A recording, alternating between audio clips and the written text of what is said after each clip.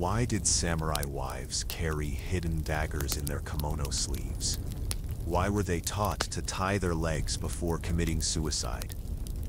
And why did some of them become more feared than their warrior husbands? Tonight, we will answer these questions and more. Let us know in the comments where you're watching from and what time it is for you. It's always fascinating to see who's joining us from around the world. Now, dim the lights. You might want to turn on a fan for that soft hum in the background. And let's begin our journey together tonight. When most people imagine the wives of samurai warriors, they picture elegant women in silk kimonos, arranging flowers in peaceful gardens while their husbands practice swordplay. They envision a life of luxury, servants attending to every need, and endless hours spent perfecting the tea ceremony. These romantic images, popularized by centuries of art and literature, paint a serene picture of feminine grace existing in perfect harmony with masculine strength. The reality was something else entirely. The women who married into samurai families weren't decorative ornaments waiting patiently at home. They were warriors themselves, trained from childhood to kill with precision and die with honor.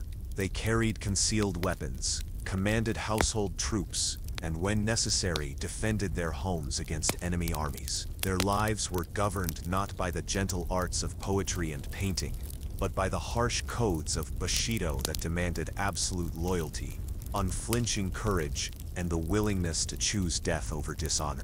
To understand what it truly meant to be a samurai's wife, we must first strip away the layers of myth and romanticism that have accumulated over the centuries. We must look beyond the cherry blossoms and silk screens to see the blood, sweat, and tears that defined these women's existence. We must understand that in feudal Japan, being born female didn't exempt you from the warrior's path. It simply meant you walked it differently. The Japan of the samurai period, roughly spanning from the late Heian era through the end of the Edo period, was a society built on violence and hierarchy. Wars raged constantly between rival clans, each seeking to expand their territory and influence. In this world, every person had their place in the social order, and that place was determined by birth, marriage, and the favor of those above them. At the top sat the emperor, followed by the shogun, who held actual political power, then the daimyo lords who controlled the provinces, and below them the samurai warriors who served as the military backbone of the feudal system. Women in this society existed within a complex web of expectations and restrictions. They were subject to the authority of their fathers, then their husbands, then their sons. Confucian ideals imported from China emphasized female submission and obedience, teaching that a woman's virtue lay in her ability to serve others without complaint. Yet paradoxically, the constant warfare that defined the samurai class meant that women often found themselves thrust into positions of real power and responsibility when their menfolk were away fighting or had died in battle. The samurai wife occupied a particularly precarious position in this hierarchy. She was expected to embody the refined elegance that her husband's status demanded, hosting elaborate tea ceremonies and cultural gatherings that demonstrated the family's wealth and sophistication. At the same time, she needed to be prepared to manage vast estates, oversee the training of younger family members, and when necessary, pick up a weapon and fight for her life. She lived in a world where a single mistake could mean death, not just for herself, but for her entire family line. The education of future samurai wives began in early childhood, long before they knew whom they would marry or what specific challenges they would face. Unlike the daughters of merchants or farmers who were taught primarily domestic skills like cooking and weaving, girls born into samurai families received a comprehensive education that included both cultural refinement and military training. They learned to read and write, studied classical literature and poetry, and practiced the traditional arts that would allow them to fulfill their social obligations as adult women. But they also learned to fight. The naginata, a long-handled blade, similar to a European halberd, was considered the primary weapon of samurai women. Its reach allowed them to keep male attackers at a distance, while still delivering devastating cuts that could sever limbs or disembowel opponents. Training with the naginata required years of dedicated practice, developing not just physical strength and coordination, but also the mental discipline to remain calm and focused while facing death. Young girls would spend hours each day practicing the basic forms, their small hands growing calloused from gripping the weapon's handle, their muscles adapting to the weight and balance of the blade. In addition to the naginata, samurai women also trained with the kaiken, a small dagger that could be concealed within the folds of a kimono.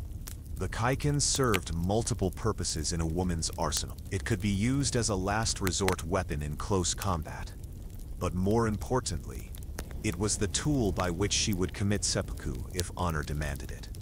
Every samurai woman carried a kaiken from the day she married, a constant reminder that death might be preferable to dishonor. The psychological training was perhaps even more important than the physical. Samurai women were taught to suppress their emotions, to face pain and fear without flinching, and to prioritize their duty above their personal desires. They learned that their lives belonged not to themselves, but to their families and their lord. They were instructed in the proper methods of ritual suicide, practicing the movements until they became as natural as breathing. They memorized the death poems of famous women who had died honorably, preparing themselves mentally for the day when they might need to follow their example. This training wasn't optional or ceremonial. It was a matter of survival. During the frequent wars that swept across Japan, women regularly found themselves on the front lines of combat. When enemy armies approached their homes, samurai wives didn't flee to safety. They organized the defense, rallying servants and lesser warriors to their cause.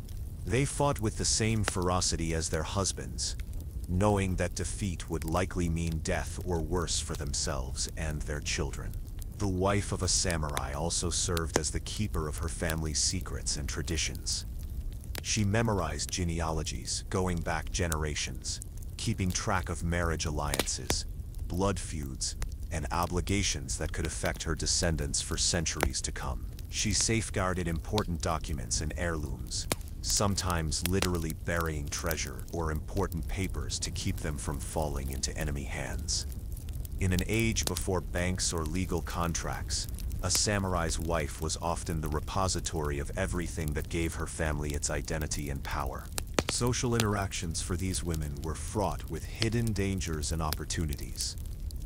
Every gathering, every casual conversation, every gift exchanged could have political implications that rippled through the samurai hierarchy. A poorly chosen word could start a feud that would last for generations. A strategic friendship could elevate a family's status or provide crucial support during times of crisis. Samurai wives had to be constantly alert, reading the subtle cues and hidden meanings in every social interaction, while maintaining the appearance of graceful femininity. The isolation of samurai wives was another burden they bore in silence.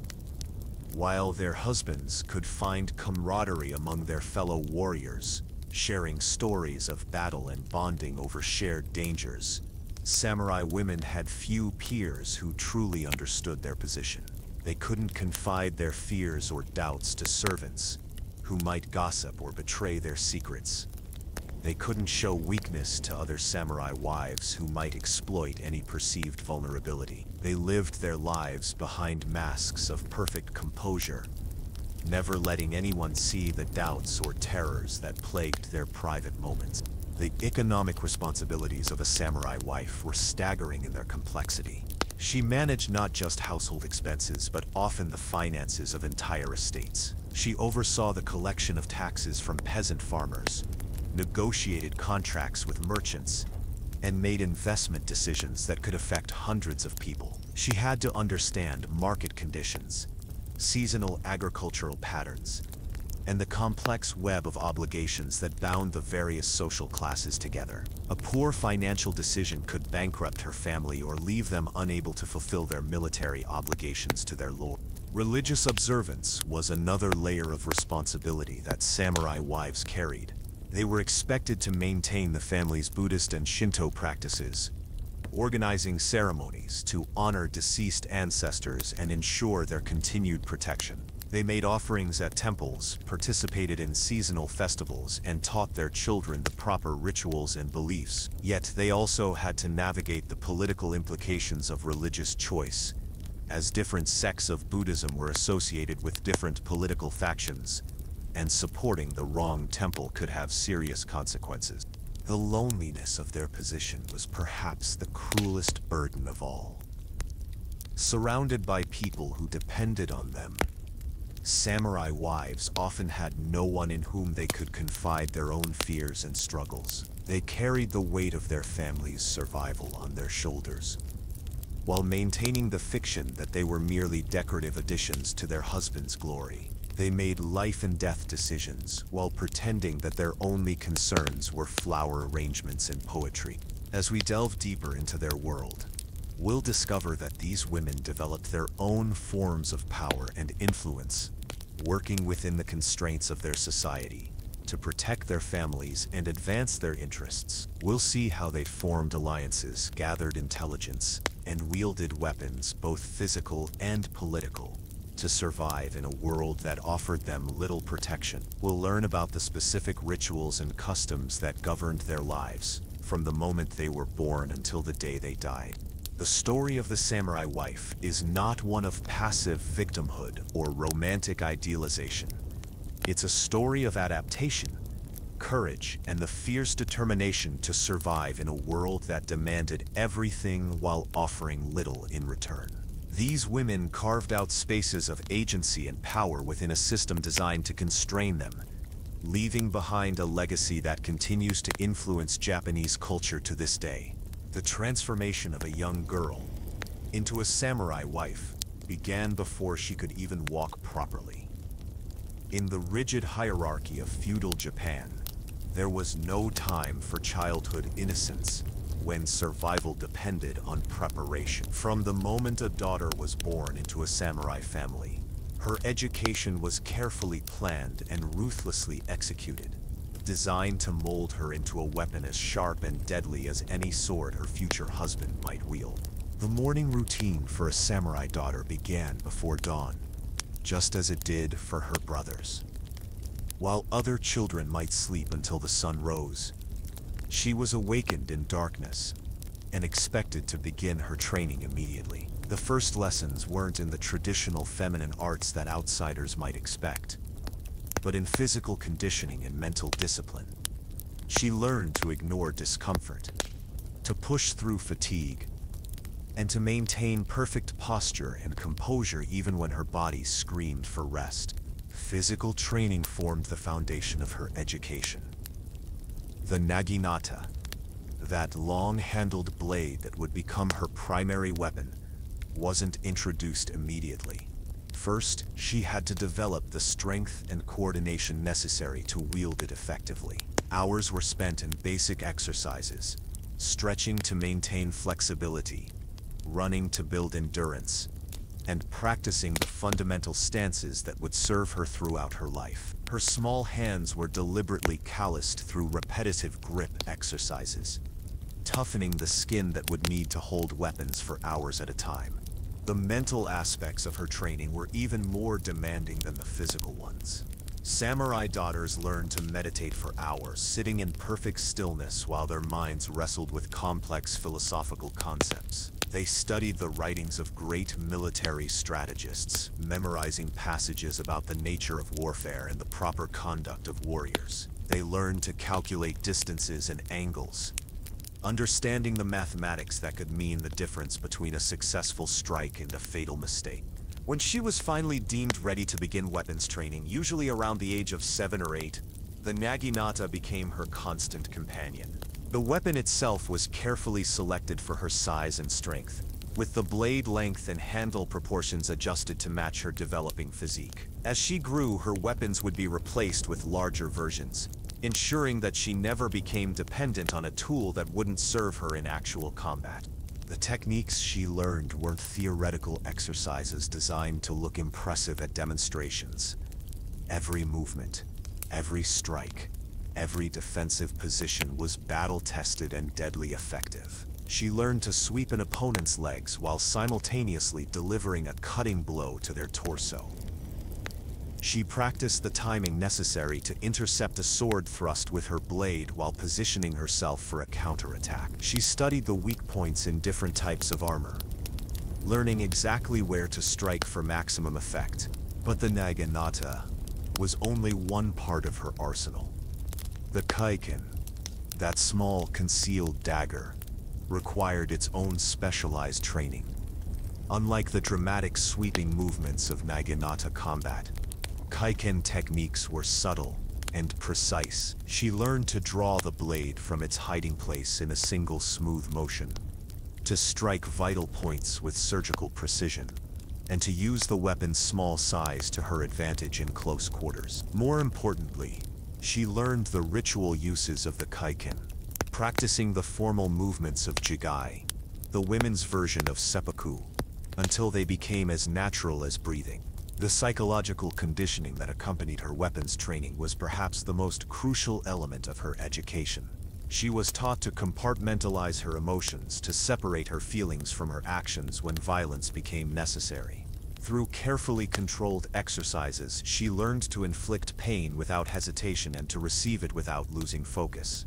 She studied the faces of enemies, learning to read their intentions and predict their movement. She practiced maintaining perfect composure even while experiencing fear, pain, or rage. Traditional feminine accomplishments weren't neglected in this education, but they were taught with the same martial precision as weapons training. The tea ceremony became a lesson in patience, timing, and the ability to perform complex tasks under pressure. Flower arrangement taught her about balance, aesthetics, and the importance of presenting a perfect exterior, regardless of internal turmoil. Poetry and calligraphy developed her memory and mental discipline, while providing her with the cultural knowledge necessary to navigate social situations. The selection of her future husband was a process that began years before she would actually meet him. Samurai marriages were political alliances first and personal relationships second, if at all. Her father and his advisors would spend months or even years evaluating potential matches, considering not just the military and economic advantages of different alliances, but also the personal characteristics that would make for a successful partnership. They looked for families with strong military traditions, proven battlefield success, and the kind of honor and integrity that would reflect well on their own clan. Intelligence gathering about potential husbands was extensive and sophisticated. Agents would be sent to observe candidates in various situations, reporting back on their combat skills, their treatment of subordinates, their drinking habits, and their general character. Female relatives would be questioned about their domestic behavior, their interactions with women, and their likelihood of producing healthy heirs. Even servants would be interviewed, as they often had the most intimate knowledge of their master's true natures. The girl herself had little direct input into this selection process, but she was carefully prepared for the evaluation that would inevitably come. She practiced the arts of conversation, learning to be engaging without being forward, intelligent without being threatening, and charming without being superficial. She studied the histories and traditions of various families, preparing herself to demonstrate appropriate knowledge and interest regardless of which alliance was ultimately chosen. Marriage negotiations could take years to complete, involving not just the immediate families but entire networks of allies and retainers. The terms went far beyond simple dowries and bride prices. They included detailed agreements about military obligations, territorial rights, and the complex web of favors and debts that bound samurai families together. The girl's future role was carefully defined in these negotiations, with specific responsibilities and authorities spelled out in advance. During the negotiation period, she would often be subjected to discreet observation by representatives of her potential future family. These evaluations weren't formal meetings but carefully orchestrated situations where she could demonstrate her skills and character. She might be invited to participate in cultural events where her artistic accomplishments could be observed. Or she might find herself in situations that tested her composure and quick thinking. Every gesture, every word, every reaction was noted and reported back to the marriage brokers. The physical preparation for marriage included aspects that modern sensibilities would find disturbing. She was examined by female relatives and trusted servants to verify her virginity and overall health. Her diet was carefully controlled to ensure that she would be strong enough to bear children and survive the rigors of samurai life. She was taught about the realities of sexual relations, not with any concern for her pleasure or emotional well-being, but to ensure that she would be able to fulfill her reproductive duties without embarrassing herself or her family. The emotional preparation was perhaps the most challenging aspect of her pre-marriage education. She was taught to suppress her personal desires and preferences, to view herself as a tool in service of larger family goals. She learned to find satisfaction in duty rather than personal happiness, to measure her worth by her family's success rather than her own achievements. She practiced the art of emotional detachment, preparing herself for a life in which her feelings would always be secondary to her obligations. Training in household management began early and was incredibly comprehensive.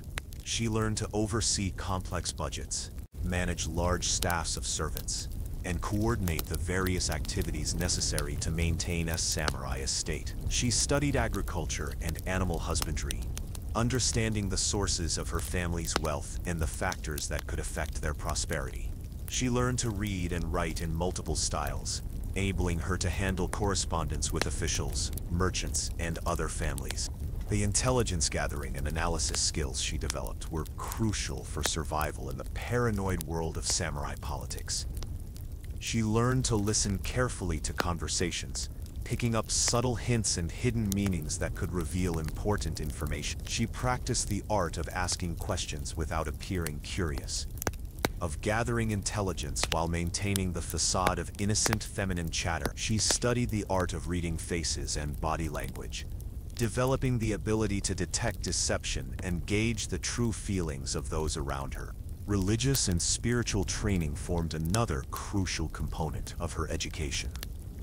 She learned the proper rituals for honoring ancestors, understanding that the spirits of the dead could influence the fortunes of the living. She studied Buddhist philosophy and Shinto practices, not as matters of personal faith, but as social requirements that would be expected of her throughout her adult life. She memorized prayers and ceremonial procedures, preparing herself to serve as the spiritual guardian of her future family. As her education neared completion, usually in her mid-teens, the intensity of her training increased dramatically.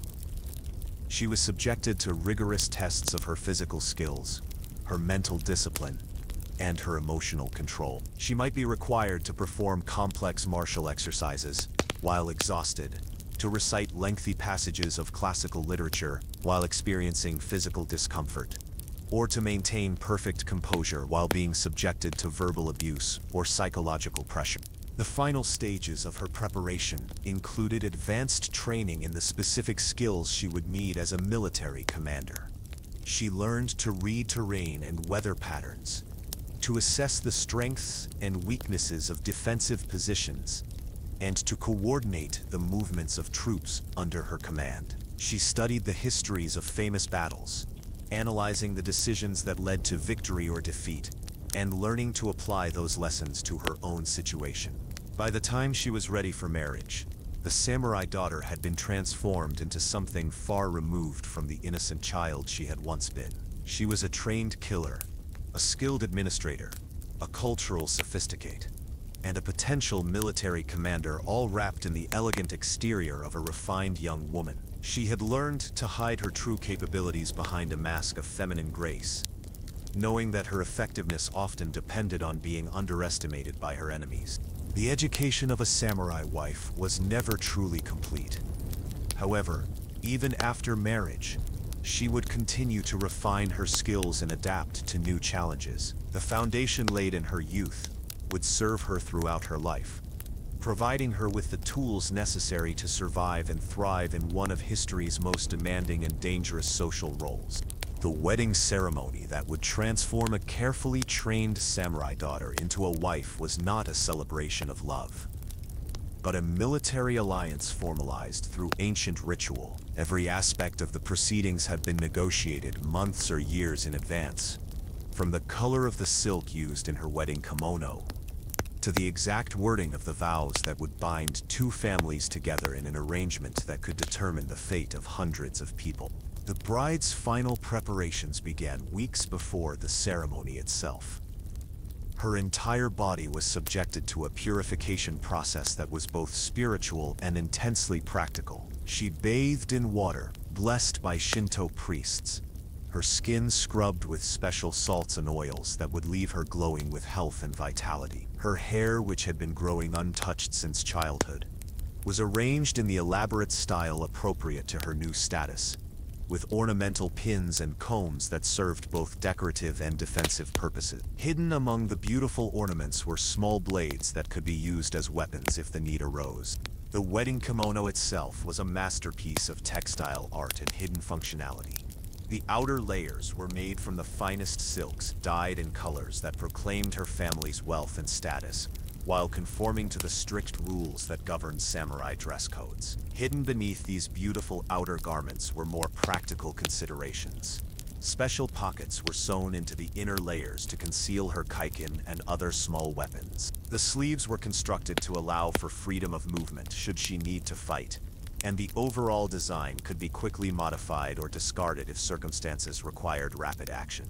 The ceremony took place not in a temple or shrine, but in the home of the groom's family, emphasizing that she was being transferred from one household to another, rather than entering into a partnership of equals. The building itself was prepared like a fortress, with guards posted at every entrance and trusted retainers positioned throughout the grounds. Wedding celebrations were notorious targets for enemy attacks as they brought together large numbers of important people in a predictable location. The bride's new family took no chances with their security.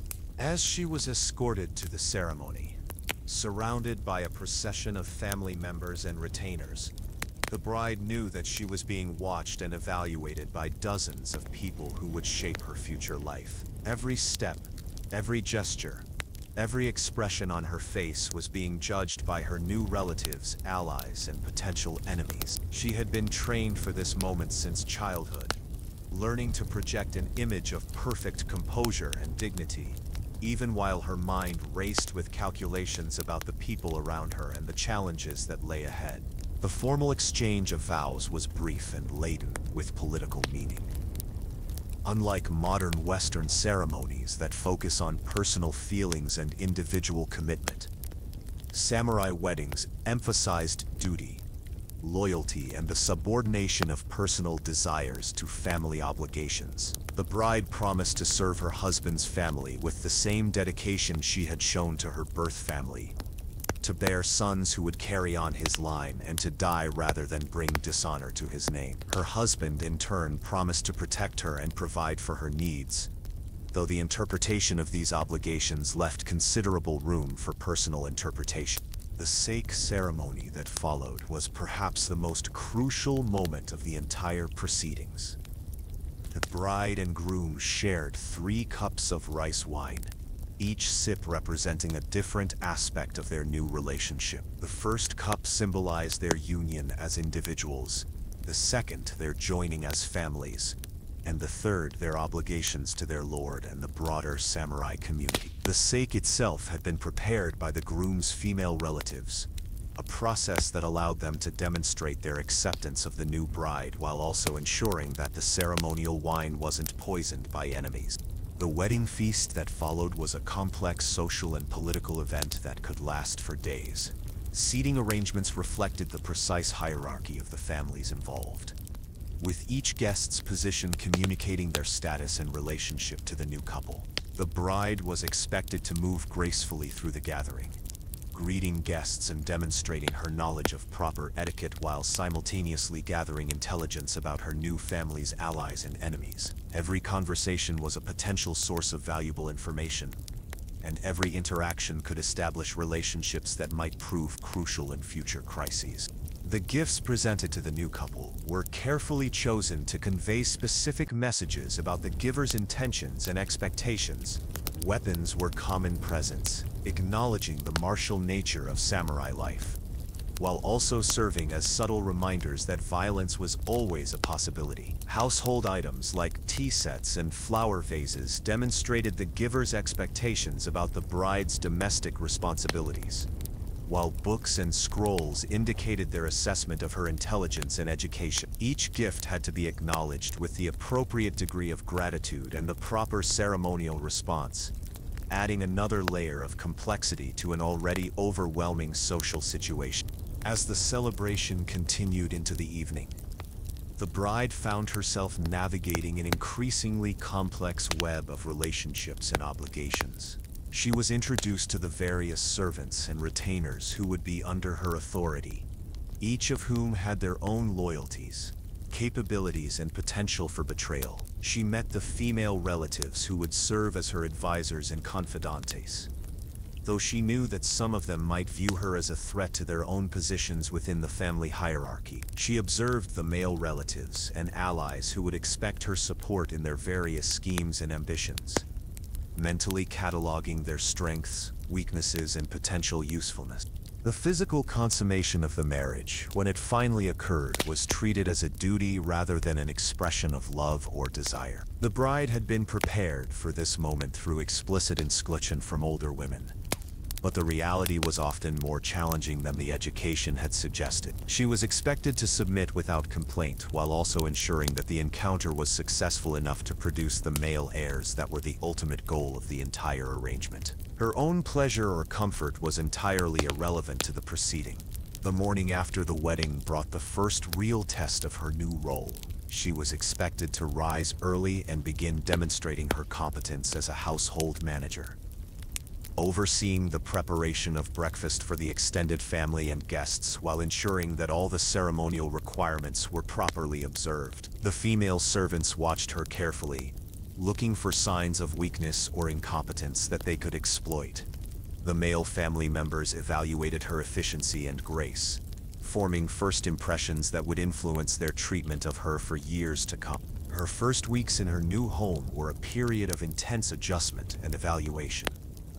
She had to learn the specific customs and preferences of her husband's family, which might differ significantly from those of her birth family, despite both being part of the same social class. She had to establish her authority over the household staff without appearing tyrannical or incompetent. A delicate balance that required all of her diplomatic skills. She had to begin the process of building alliances with key family members while avoiding the various factions and conflicts that inevitably existed within any large household. The physical layout of her new home presented its own challenges and opportunities. She had to learn the location of every room, every entrance, every potential hiding place or escape route. She needed to understand the daily routines of every person in the household, identifying patterns that could be exploited by enemies or used to her own advantage. She memorized the locations of weapons caches, important documents, and valuable items that might need to be protected or evacuated in case of attack. Her relationship with her husband during these early weeks was formal and cautious. Both parties were essentially strangers who had been thrust together for political reasons, and they had to develop some form of working relationship that would allow them to fulfill their respective obligations. She studied his habits, preferences, and moods, learning to anticipate his needs and avoid triggering his anger. He, in turn, evaluated her competence and loyalty, deciding how much authority and responsibility he was willing to delegate to her. The servants and retainers presented perhaps the greatest immediate challenge to her new position.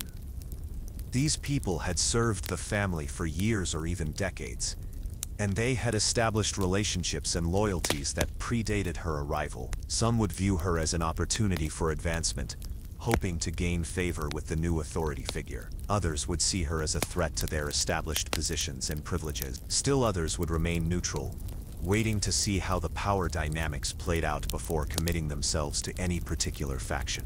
Her first major decision as a samurai wife often involved resolving some form of household crisis that served as a test of her judgment and authority. It might be a dispute between servants, a problem with suppliers or creditors, or a minor security breach that required immediate attention. Her response to these early challenges would establish her reputation within the household and determine how much respect and cooperation she could expect from those under her command. The intelligence networks that she began to establish during her first months of marriage would prove crucial to her long-term survival and success. She needed to develop sources of information both within the household and in the broader community. People who would keep her informed about threats, opportunities, and changes in the political landscape. She had to be careful about whom she trusted, as premature confidence in the wrong person could lead to betrayal and disaster. Her education in the specific military traditions and capabilities of her new family was another crucial aspect of her early adjustment period. She needed to understand their fighting techniques, their strategic preferences, and their historical strengths and weaknesses. She studied the family's military history, learning about their past victories and defeats, their traditional enemies and allies, and the grudges and obligations that might influence future conflicts. This knowledge would be essential if she ever had to assume command of the family's forces in her husband's absence. The social obligations that came with her new status required careful navigation of the complex web of relationships that bound samurai families together.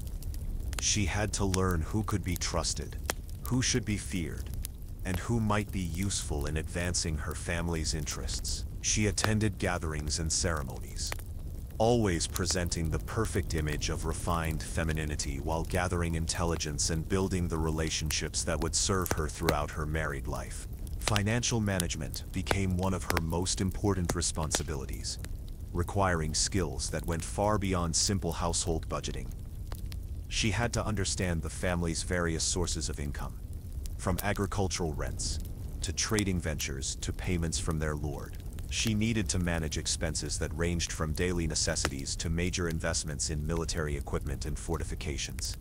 She had to balance the family's immediate needs against their long-term strategic goals, making decisions that could affect their prosperity for generations to come.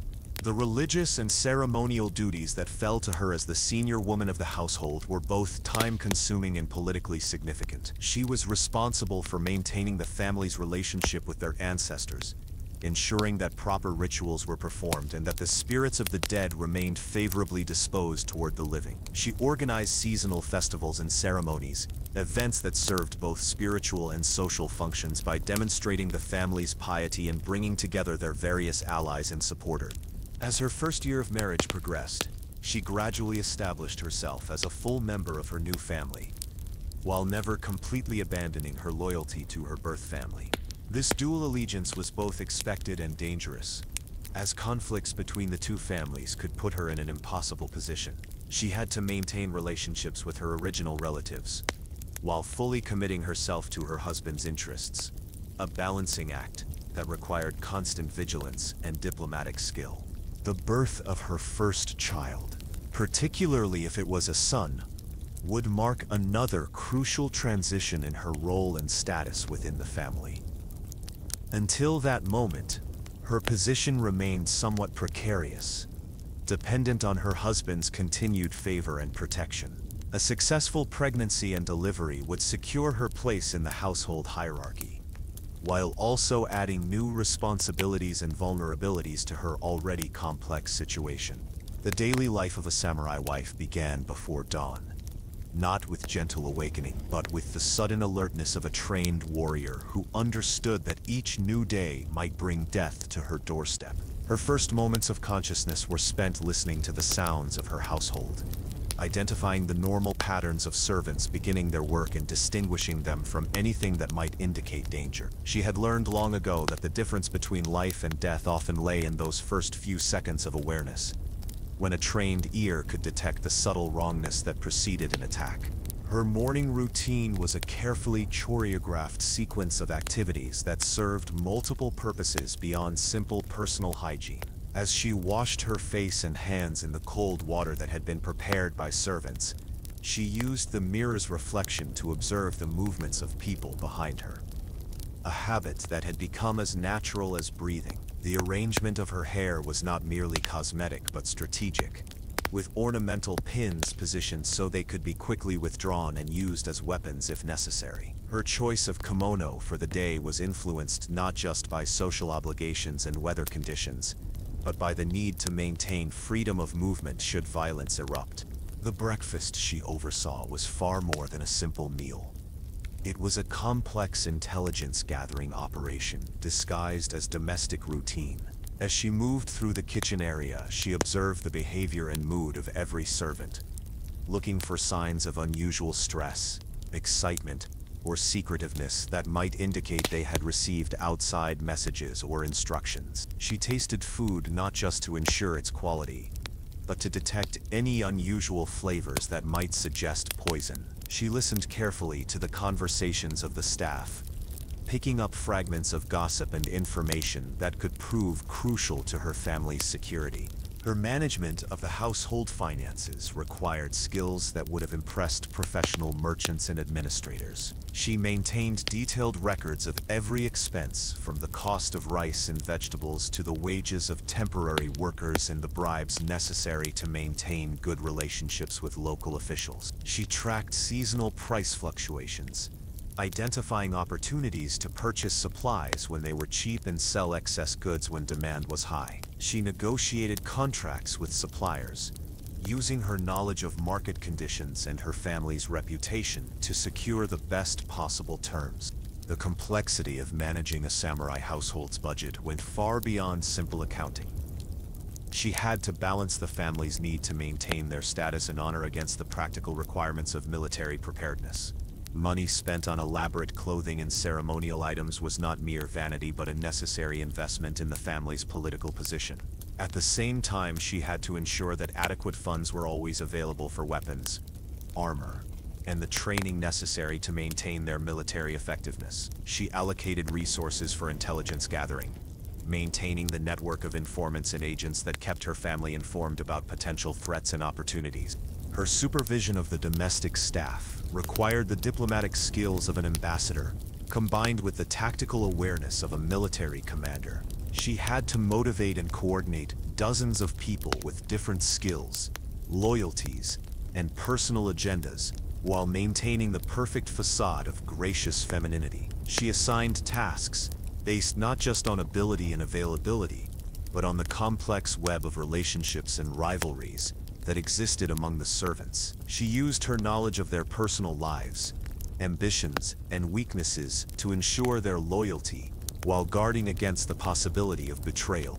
The intelligence network she maintained within her own household was a crucial component of her survival strategy. She cultivated relationships with key servants who could provide her with information about unusual visitors, suspicious activities, or changes in the behavior of family members. She learned to read the subtle signs that indicated when someone was lying or concealing information, and she developed techniques for encouraging people to reveal more than they intended. She maintained careful mental notes about the personal relationships, financial obligations, and hidden agendas of everyone around her.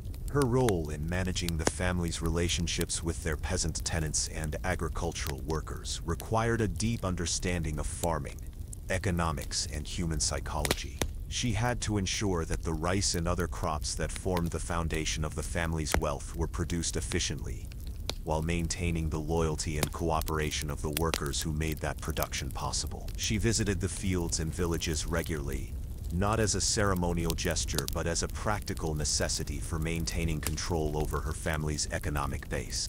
The education and training of children within the household consumed enormous amounts of her time and attention.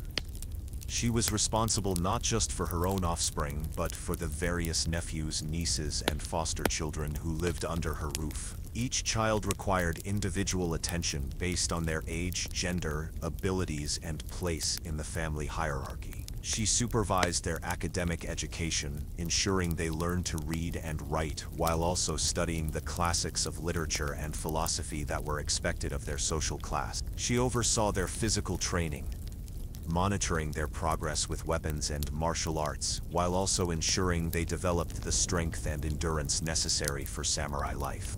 The religious and ceremonial obligations that fell to her as the senior woman of the household were both spiritually significant and politically necessary. She maintained the family shrine, ensuring that proper offerings were made to their ancestors and that the various seasonal rituals were performed correctly. She organized the observance of Buddhist festivals and Shinto ceremonies, events that served to reinforce the family's place in the community while also providing opportunities for social and political networking. She supervised the preparation of special foods and decorations for these occasions, activities that required extensive planning and coordination. Her medical responsibilities extended far beyond basic first aid, encompassing everything from treating battlefield wounds to managing epidemics that could devastate entire communities. She maintained extensive knowledge of herbal remedies and traditional treatments, preparing medicines and tonics that could save lives when professional medical help was unavailable. She learned to set broken bones, stitch wounds, and treat infections using techniques that had been passed down through generations of samurai women. She understood the symptoms of various poisons and maintained supplies of antidotes that might be needed if enemies attempted assassination through poisoned food or drink. The social obligations that came with her position required constant attention to the complex rules of etiquette and protocol that governed samurai society. She hosted tea ceremonies and cultural gatherings that served as opportunities for political networking disguised as refined entertainment. She attended similar events hosted by other families, always presenting the perfect image of gracious femininity while gathering intelligence about potential allies and enemies. She maintained correspondence with women in other households, letters that were carefully crafted to convey friendship and respect while subtly probing for useful information. Her management of the family's various business interests required knowledge that extended far beyond the traditional boundaries of feminine education. She oversaw trading ventures that might involve everything from silk and tea to weapons and armor. She managed investments in various commercial enterprises, from sake breweries to shipping operations. She negotiated loans and credit arrangements, using her understanding of market conditions and personal relationships to secure favorable terms. She maintained relationships with merchants and craftsmen whose services were essential to the family's operations. The security responsibilities that fell to her in her husband's absence were perhaps the most challenging aspect of her daily routine. She had to maintain awareness of potential threats from multiple sources.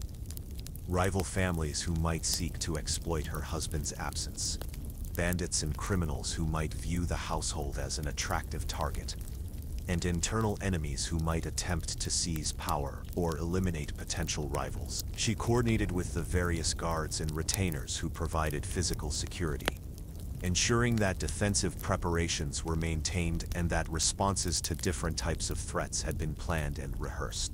Her role in maintaining the family's political relationships required skills that would have been valued in any diplomatic service. She gathered intelligence about the activities and intentions of other families, using her social contacts and network of informants to stay informed about shifting alliances and emerging threats. She identified opportunities for her family to advance their interests, whether through marriage alliances, business partnerships, or military cooperation. She maintained careful neutrality in conflicts that didn't directly involve her family while positioning them to benefit from the outcomes of those disputes.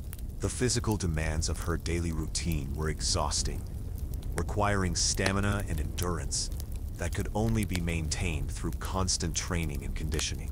She rose before dawn and often worked until late at night, managing multiple complex responsibilities while maintaining the appearance of effortless grace and competence. She had to be ready at any moment to transition from domestic management to military command, From social hostess to battlefield commander, from gracious lady to deadly warrior, her personal relationships within the household were carefully managed to maximize her effectiveness.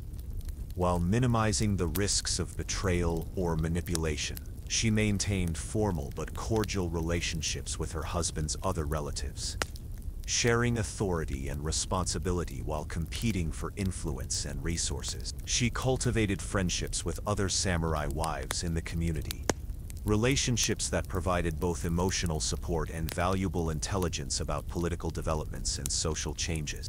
The loneliness of her position was perhaps the most difficult aspect of her daily life to endure. Surrounded by people who depended on her for leadership and guidance, she had few confidants with whom she could share her fears, doubts, and personal struggles. She had to project an image of perfect confidence and competence even when facing challenges that seemed insurmountable. She bore the weight of decisions that could affect hundreds of people, while maintaining the fiction that she was merely following her husband's instructions and family traditions. Her evenings, when the immediate demands of household management finally subsided, were often spent in activities that served multiple purposes beyond simple recreation. She practiced calligraphy and poetry, arts that maintained her cultural refinement, while also serving as forms of coded communication with allies and agents. She reviewed financial records and correspondence, analyzing patterns and trends that might reveal important information about threats or opportunities. She planned the next day's activities, considering how to balance the various demands on her time and attention while advancing her family's long-term interests. The cumulative effect of these daily responsibilities was to create a life of extraordinary complexity and constant pressure, one that demanded every skill she had learned during her years of preparation, while requiring her to develop new capabilities as circumstances changed. She lived each day knowing that a single mistake could lead to disaster for her entire family, while maintaining the appearance of a gracious lady whose primary concerns were flower arrangements and tea ceremonies. When the war drums echoed across the valleys, and her husband donned his armor for what might be the final time, the samurai wife faced a transformation that would test every skill she had learned and every ounce of courage she possessed. The moment her husband rode away at the head of his men, she ceased to be merely a household manager and became the military commander of a fortress that might soon be under siege. The comfortable routines of peacetime dissolved into the harsh realities of wartime leadership, where a single poor decision could mean death for everyone under her protection. The first hours after her husband's departure were crucial for establishing the new order that would govern the household during his absence. She had to quickly assess the defensive capabilities of her remaining forces, taking inventory of weapons, ammunition, and supplies, while evaluating the loyalty and competence of every person who would be expected to fight. The servants who had previously focused on domestic tasks were reassigned to military duties based on their abilities and trustworthiness. Those with experience handling weapons became her primary defenders, while others were given responsibilities for maintaining supplies, caring for the wounded, or gathering intelligence about enemy movements. Her first priority was always the security of the compound itself. She personally inspected every entrance, every wall, every potential weakness that enemies might exploit. She ensured that weapons were distributed to strategic locations throughout the buildings, hidden where they could be quickly accessed but not easily discovered by infiltrators. She established communication systems that would allow different parts of the compound to coordinate their responses to various types of attacks. She organized the storage of food, water, and medical supplies in locations that would remain accessible even if parts of the compound were overrun. The intelligence network she had cultivated during peacetime became absolutely vital during her husband's absence. She needed constant information about enemy movements, the progress of battles, and the changing political situation that might affect her family's survival. She dispatched trusted agents to gather information from neighboring territories, while maintaining contact with allies who might provide warning of approaching threats. She developed contingency plans based on different scenarios: what to do if her husband was killed, what to do if his forces were defeated, what to do if enemy armies approached her position. Her role as a military commander required her to make decisions that would have been unthinkable during peacetime. She had to determine which servants and retainers could be trusted with weapons and which might pose security risks if armed. She decided how to allocate limited resources between immediate defensive needs and long-term survival requirements. She planned escape routes and evacuation procedures while also preparing for a siege that might last for months. She organized the systematic destruction of anything that might be useful to enemies, from food supplies to important documents, should the compound be in danger of falling. The psychological challenges of wartime leadership were perhaps even more demanding than the practical ones. She had to maintain the morale and discipline of people who were facing the possibility of violent death while dealing with her own fears and uncertainties. She projected confidence and competence even when the situation seemed hopeless, knowing that any sign of weakness or despair could trigger a panic that would destroy their chances of survival. She made life and death decisions with incomplete information, while accepting responsibility for consequences that might not become apparent for days or weeks. Her relationship with the various groups under her command required constant attention and diplomatic skill. The samurai retainers who remained at the compound were accustomed to taking orders from her husband, not from her, and some might question her authority or competence. She had to establish her leadership through a combination of demonstrated expertise, careful use of her husband's delegated authority, and strategic alliances with the most influential members of the group. She balanced the need to maintain strict military discipline against the reality that these people were also her neighbors and social equals, who would continue to be part of her life after the war ended. The female servants and relatives who remained in the compound presented their own unique challenges and opportunities. Many of these women had received some martial training, but they were not accustomed to the realities of combat and might panic when faced with actual violence. She organized them into support units that could provide medical care, maintain supplies, and assist with defensive preparations while also training them in basic combat techniques that might save their lives if the outer defenses were breached. She used their social connections to gather intelligence and maintain communication with other households in similar situations. Her management of resources during wartime required skills that went far beyond normal household budgeting. She had to calculate how long their stored supplies would last under siege conditions, while also maintaining the strength and health of her defenders. She organized rationing systems that ensured fair distribution of food and water while maintaining enough reserves to handle emergencies. She managed the production of weapons and ammunition using the craftsmen and materials available within the compound. She maintained medical supplies and equipment needed to treat the wounded while also preparing for the possibility of epidemic diseases that often accompanied warfare. The communication systems she established were crucial for maintaining contact with the outside world and coordinating with potential allies. She used a network of messengers, signal fires, and coded messages to stay informed about military developments and political changes that might affect her situation. She maintained contact with other samurai wives in similar situations, sharing information and resources while coordinating mutual support arrangements. She established emergency communication protocols that would allow her to call for help or warn allies about approaching dangers. Her intelligence operations during wartime were far more sophisticated than anything she had managed during peacetime.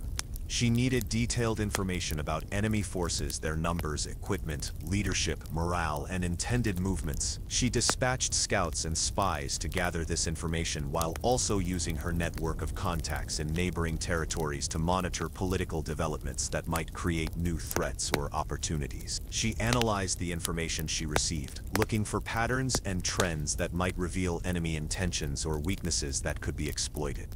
The defensive preparations she supervised were based on centuries of samurai warfare experience adapted to her specific situation and resources. She organized the construction of barriers and obstacles that would slow enemy advances while channeling attackers into areas where her defenders could engage them most effectively. She established fields of fire for archers and positioned defensive weapons to maximize their effectiveness. She created multiple defensive lines that would allow her forces to conduct a fighting withdrawal if the outer perimeter was breached. Her medical responsibilities expanded dramatically during wartime. as she had to be prepared to treat injuries ranging from minor cuts to severe battle wounds. She organized medical facilities within the compound, ensuring that supplies and equipment were available where they would be needed most. She trained assistants in basic medical procedures, multiplying her ability to care for the wounded during major engagements. She prepared for the possibility of treating not just her own people, but prisoners and civilians who might seek refuge within her compound. The psychological warfare aspects of her position required understanding of enemy tactics and the ability to counter them effectively. Enemy forces might attempt to demoralize her defenders through various means, displaying the heads of captured allies, spreading rumors about the fate of her husband's forces, or using captured prisoners to deliver messages designed to encourage surrender. She developed counter-propaganda techniques and maintained the flow of information that would keep her people focused on their duties rather than succumbing to fear and despair. Her negotiations with various parties during wartime required diplomatic skills of the highest order. She might need to negotiate with enemy commanders about the treatment of prisoners or the terms of surrender if the situation became hopeless. She had to maintain relationships with neutral parties who might provide assistance or serve as intermediaries in peace negotiations. She coordinated with allied forces about mutual support arrangements and the sharing of intelligence and resources. The religious and ceremonial obligations that continued even during wartime served important psychological and social functions beyond their spiritual significance. She organized rituals to pray for the safety of her husband and his forces, while also honoring the ancestors who were believed to protect the family during times of crisis. She maintained the observance of important festivals and ceremonies, activities that provided psychological stability and maintained social cohesion during the stress of wartime. She supervised the preparation of offerings and prayers that were believed to influence the outcome of battles and the survival of family members. Her preparation for various endgame scenarios required brutal honesty about the realities of medieval warfare. She had to be ready to order the execution of prisoners who might reveal important information if they escaped or were rescued. She prepared for the possibility of ordering the destruction of the compound and the suicide of its defenders rather than allowing them to fall into enemy hands. She organized the concealment or destruction of valuable items and important documents that must not be captured by enemies. The physical demands of wartime leadership were exhausting, requiring her to maintain peak alertness and physical condition. While dealing with the stress of constant danger, she might go for days with little sleep, constantly monitoring the situation and making decisions that could affect the survival of everyone under her command. She had to be ready at any moment to transition from planning and coordination to direct combat leadership, taking up weapons and personally leading defensive actions if the situation required it. Her emotional state during these periods of crisis had to be carefully managed and concealed from those around her. She dealt with the constant fear that her husband might be killed or captured, leaving her a widow with greatly reduced status and protection. She worried about the safety of her children and other family members while maintaining the appearance of confidence and control that her leadership position required. She suppressed her own grief when receiving news of deaths among her relatives and allies, focusing instead on the practical implications of these losses for her family's survival and future prospects. The end of her husband's campaign, whether in victory or defeat, brought its own set of challenges and opportunities. If he returned victorious, she had to transition back to her peacetime role, while incorporating the lessons learned and relationships formed during his absence. If he was defeated or killed, she faced the prospect of negotiating new political arrangements, while protecting her family's interests and ensuring their survival in a changed political landscape. Either outcome required careful planning and skillful execution of strategies that had been developed during the lonely months of wartime leadership. The moment every samurai wife dreaded and prepared for throughout her entire life was the realization that death with honor had become preferable to life with shame. The decision to commit jugai, the women's version of seppuku, was never made lightly or in haste. But when circumstances demanded it, she was expected to face her end with the same courage and dignity that defined her husband's battlefield conduct. The ritual preparations, the psychological acceptance, and the final act itself represented the ultimate expression of samurai values, where personal survival became secondary to the preservation of family honor and social obligations.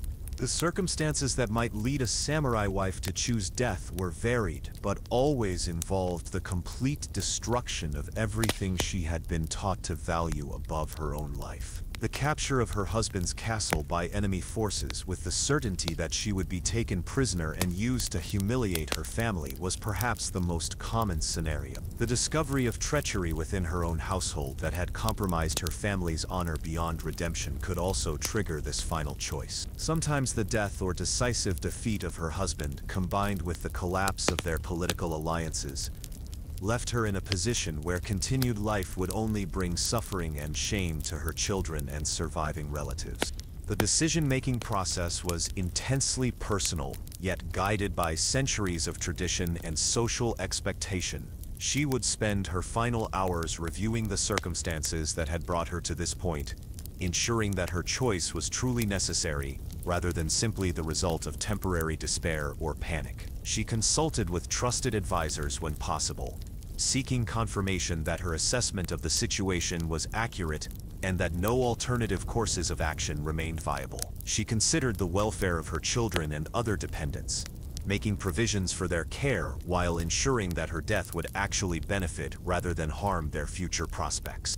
The ritual preparations for Jigai were elaborate and deeply meaningful, designed to transform what might otherwise be seen as an act of desperation into a sacred ceremony that honored both the individual and her family traditions. She began by purifying herself through ritual bathing, washing away not just physical dirt, but also the spiritual contamination that came from living in a world where honor had been compromised. She dressed in her finest white silk kimono, the color symbolizing both purity and death, with her hair arranged in the formal style appropriate to her station. She selected her personal kaikin, the small dagger that had been her constant companion since marriage, ensuring that its blade was perfectly sharp and free from any imperfection that might interfere with its final use. The location chosen for the ceremony was usually a place of special significance, the family shrine where she had prayed for her ancestors' protection, the garden where she had found moments of peace during turbulent times, or the room where she had given birth to her children. She arranged the space carefully, creating an environment that reflected both the solemnity of the occasion and her personal aesthetic sensibilities. Incense was burned to purify the air and create a connection with the spiritual realm, while flowers were arranged to provide beauty and serenity during her final moments. The practical arrangements she made during her final hours demonstrated the same attention to detail and concern for others that had characterized her entire adult life. She wrote final letters to family members and close friends, documents that served both as personal farewells and as political statements about the circumstances that had led to her decision. She distributed her personal possessions among her servants and relatives, ensuring that items of particular value or sentimental significance went to people who would appreciate and preserve them. She provided detailed instructions about the care of her children, the management of household affairs, and the observance of religious obligations that would continue after her death. The emotional preparation required for Jigai was perhaps the most challenging aspect of the entire process. She had to achieve a state of mental clarity and spiritual acceptance that would allow her to face death without fear or regret, while maintaining the composure that samurai society demanded. She spent time in meditation and prayer, seeking to align herself with the cosmic forces that governed life and death. She reviewed her life, acknowledging her failures and mistakes while taking satisfaction in her accomplishments and the fulfillment of her duties. She said farewell to the physical world, releasing her attachments to people and possessions that had given her life meaning and purpose. The technique of Jigai itself was precise and ritualized, designed to ensure a death that was both swift and dignified. Unlike male seppuku, which involved disembowelment with a sword, Women's ritual suicide was typically accomplished by cutting the carotid artery in the neck with a kaikin. The positioning was crucial. She knelt in the formal seiza position, with her legs folded beneath her, and her back straight, demonstrating perfect posture and control even in her final moments. Before making the fatal cut, she would tie her legs together with a silk cord, ensuring that her body would be found in a modest and dignified position regardless of any involuntary movements that might occur as she died. The timing of the final act was often coordinated with external events to maximize its political and symbolic impact. She might choose to die just as enemy forces breached the final defenses of her home, ensuring that they would find only her lifeless body rather than a living prisoner they could use for their own purposes. She might synchronize her death with that of her husband, creating a powerful statement about their unity and shared commitment to family honor. She might delay her death until she had completed certain final obligations, such as ensuring the safety of her children or the destruction of important documents that must not fall into enemy hands. The presence of witnesses during Jigai served multiple important functions beyond simple ceremonial requirements. Trusted family members or retainers who observed the ritual could testify to her courage and proper conduct, ensuring that her death would be remembered and honored rather than questioned or diminished by rumors and speculation. These witnesses also served as protectors, ensuring that the ceremony would not be interrupted by enemies or other outside forces that might seek to prevent or exploit her death. They were responsible for carrying out her final instructions and for ensuring that news of her death was communicated to appropriate people in the proper manner. The spiritual beliefs that surrounded Jigai provided comfort and meaning for women facing this ultimate sacrifice. According to Buddhist teachings, a death undertaken for noble purposes and with proper mental preparation would result in a favorable rebirth, possibly in one of the pure lands where suffering was unknown. Shinto beliefs emphasize the continued presence and influence of the deceased as ancestral spirits who would protect and guide their living descendants. These religious frameworks transformed what might otherwise be seen as tragedy into a spiritual victory that transcended physical death. The political implications of a samurai wife's ritual suicide extended far beyond her immediate family, often influencing the broader conflicts and alliances that shaped the samurai world. Her death might serve as a powerful propaganda tool, demonstrating the depth of her family's commitment to their principles and shaming enemies who had forced such a sacrifice. It might inspire allies to greater efforts on behalf of her surviving family members. Or it might trigger revenge cycles that would continue for generations. Enemy commanders often tried to prevent the ritual suicides of important women, recognizing that their deaths could be more damaging to their cause than their capture. The training that prepared samurai women for Jigai began in childhood and continued throughout their lives, ensuring that they would be psychologically and technically ready when the moment came.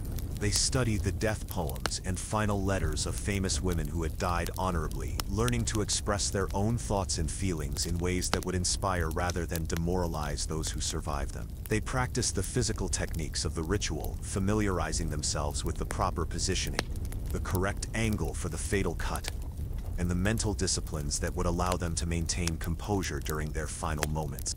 The aftermath of Jigai created its own set of challenges and opportunities for surviving family members. The woman's death had to be properly commemorated through rituals and ceremonies that honored her sacrifice while incorporating it into the family's historical narrative. Her gravesite often became a place of pilgrimage and remembrance, visited by those who sought inspiration from her example or who wished to pray for her continued protection. Her story would be preserved and retold, becoming part of the oral tradition that transmitted samurai values from one generation to the next. The children left behind by a mother who had committed Jigai faced unique psychological and social challenges as they grew to adulthood. They inherited both the honor of her sacrifice and the burden of living up to her example, knowing that their own conduct would be judged against the standard she had established. They were often raised by relatives who constantly reminded them of their mother's courage and virtue, creating pressure to demonstrate similar qualities in their own lives. The sons might be expected to seek revenge against those responsible for their mother's death, while daughters might be expected to show similar courage if faced with comparable circumstances. The broader social impact of jigai extended beyond individual families to influence the entire samurai class and their understanding of proper conduct. Each ritual suicide became part of a larger cultural narrative about the relationship between life, death, and honor, reinforcing the values that kept the samurai system functioning despite its inherent contradictions and injustices. The stories of brave women who chose death over dishonor served as cautionary tales for those who might be tempted to compromise their principles for personal survival, while also providing models of behavior that could guide future generations facing similar challenges. The medical knowledge that samurai women possessed about anatomy and the effects of various wounds was put to its most important use during jigai, as they needed to ensure that their chosen method would be both effective and appropriate to their station. They understood exactly where to make the fatal cut to ensure rapid loss of consciousness and death, while avoiding techniques that might be seen as crude or undignified. They knew how to position their bodies to minimize blood loss and preserve their appearance, ensuring that those who found them would see evidence of courage rather than desperation. The seasonal timing of jigai was often influenced by aesthetic and spiritual considerations that reflected the woman's cultural sophistication and poetic sensibility. Spring suicides might be timed to coincide with the blooming of cherry blossoms, symbolizing the transient beauty of life and the acceptance of natural cycles. Autumn deaths might reference the changing colors of leaves and the approach of winter, metaphors for the end of one phase of existence and the beginning of another. These seasonal references enriched the symbolic meaning of the act while demonstrating the woman's continued connection to the natural world and cultural traditions even in her final moments. The legacy of the samurai wife extends far beyond the confines of medieval Japan, reaching across centuries to influence modern perceptions of feminine strength, duty, and sacrifice. These women, who lived and died in the shadows of their more famous husbands, created a template for female resilience that continues to resonate in contemporary Japanese culture and beyond. Their stories, passed down through generations of oral tradition, written records, and artistic representations, reveal truths about human nature, social organization, and the complex relationship between individual desire and collective obligation that remain relevant in today's world. The historical records that survive from the samurai period paint a picture of women who defied easy categorization.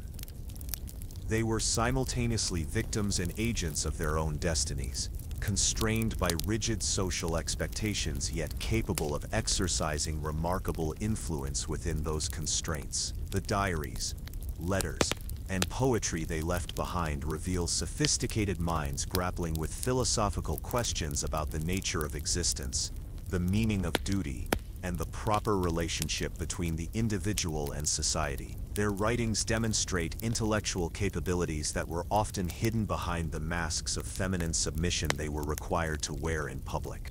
The military contributions of samurai women were systematically downplayed by later historians who preferred to emphasize male achievements and traditional gender roles. However, archaeological evidence and contemporary accounts reveal that women's participation in warfare was far more extensive than previously acknowledged. Excavations of medieval battlefields have uncovered female remains alongside weapons and armor, while battle chronicles contain references to women who commanded troops, defended castles, and fought with distinction against enemy forces. These discoveries have forced scholars to reconsider their assumptions about medieval Japanese society and the roles women played in shaping its development.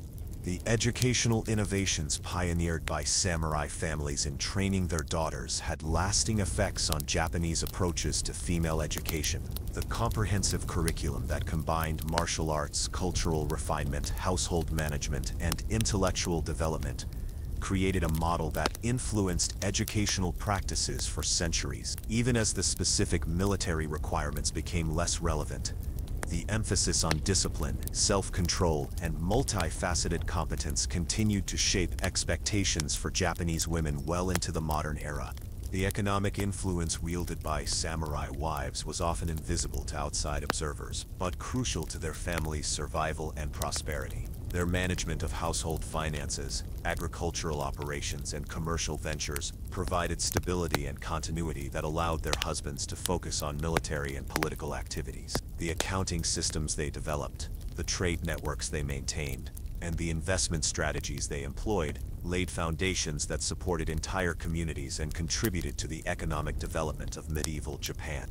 The artistic and cultural contributions of samurai women were preserved in various forms that continue to be studied and appreciated today. Their poetry, often written under pseudonyms or attributed to male relatives, explored themes of love, loss, duty, and spiritual transcendence with sophistication and emotional depth. Their contributions to the development of tea ceremony, flower arrangement, and other traditional arts helped establish aesthetic principles that remain influential in contemporary Japanese culture. Their patronage of temples, artists, and scholars supported cultural developments that enriched Japanese civilization. The psychological strategies that samurai women developed for coping with extreme stress, uncertainty, and loss offer insights that remain valuable for understanding human resilience. Their techniques for maintaining emotional equilibrium while facing constant danger, their methods for finding meaning and purpose in highly constrained circumstances, and their approaches to balancing competing obligations provide models that have been studied by psychologists and philosophers interested in human adaptability and moral reasoning. The religious and spiritual practices of samurai women blended Buddhist, Shinto, and Confucian elements in ways that created unique approaches to understanding life, death, and transcendence. Their integration of martial training with spiritual discipline influenced the development of various philosophical schools and religious movements. Their prayers, rituals, and meditation practices contributed to the rich tapestry of Japanese spirituality, while providing them with personal resources for dealing with the challenges of their social position. The political influence of samurai women was exercised primarily through informal channels, but its effects were often decisive in shaping the course of events. Their role as intermediaries between different factions, their ability to gather and analyze intelligence, and their capacity for building and maintaining coalitions made them crucial players in the complex political games that determined the fate of families and regions. The alliances they forged through marriage negotiations, social connections, and cultural activities created networks of mutual obligation and support that transcended individual lifetimes. The technological innovations associated with samurai women's domestic responsibilities contributed to broader developments in Japanese material culture. Their improvements in textile production, food preservation, and household organization increased efficiency and quality of life for entire communities. Their adaptation of various tools and techniques for both domestic and military purposes demonstrated iterativity and problem-solving abilities that influenced technological development in multiple fields. The moral and ethical frameworks that guided samurai women's decision-making processes provided foundations for discussions about duty, honor, and proper conduct that continued long after the samurai period ended. Their wrestling with questions about when violence was justified, how to balance competing loyalties, and what constituted honorable behavior contributed to the development of ethical systems that influenced Japanese thought for centuries. Their examples of moral courage in difficult circumstances became reference points for later generations facing their own ethical dilemmas. The literary representations of samurai women in classical Japanese literature often portrayed them as idealized figures of virtue and sacrifice, but careful analysis reveals more complex characterizations that acknowledge their full humanity. The tales of Tomoe Gozen, the female warrior who fought alongside Minamoto no Yoshinaka, and Misako Hoyo, who wielded political power during the Kamakura period, became part of a literary tradition that celebrated female strength, while also reinforcing social expectations about proper feminine behavior. The archaeological discoveries that continue to emerge from medieval Japanese sites provide new evidence about the daily lives, material culture, and social practices of samurai women. Excavations of residential compounds have revealed the physical spaces they inhabited, the tools they used, and the artifacts they valued. These material remains complement written records by providing insights into aspects of their lives that were rarely documented in contemporary accounts. The international connections maintained by some samurai families brought their women into contact with foreign cultures and ideas, experiences that broadened their perspectives and influenced their approaches to various challenges. Trade relationships with China and Korea, diplomatic contacts with various Southeast Asian kingdoms, and later interactions with European visitors exposed them to different ways of organizing society, conducting warfare, and understanding the relationship between individuals and political authority. The medical knowledge preserved and transmitted by samurai women included sophisticated understanding of anatomy, pharmacology, and psychological healing that was often more advanced than contemporary European practices. Their treatises on herbal medicine, their techniques for treating battlefield injuries, and their approaches to mental health care contributed to the development of traditional Japanese medicine while providing practical benefits for their communities. The transformation of samurai wives' roles during the peaceful Edo period, when the military functions of the samurai class became largely ceremonial, demonstrated their adaptability and continued relevance in changing circumstances. They maintained their cultural traditions while adapting to new social and economic conditions, preserving important elements of samurai culture while also contributing to the development of urban merchant society.